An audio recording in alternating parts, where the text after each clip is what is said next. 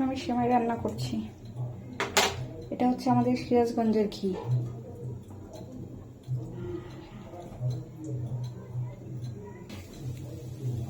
আমি এখন ঘি দিয়ে সেমাইটা ভেজে নিচ্ছি। এই সেমাইটা আমার অনেক পছন্দের। ছোটবেলায় এটা পাইতাম, কিন্তু অনেক বছর আর পাইনি। প্রায় 6 বছর পর হঠাৎ দেখি যে এই সেমাইটা দোকানে বিক্রি করতেছে। পরে আমি নিয়ে নিলাম। ছোটবেলায় খাইতাম, এত পছন্দ এটা আমার, কারণ কালারফুল তো ভালো লাগে।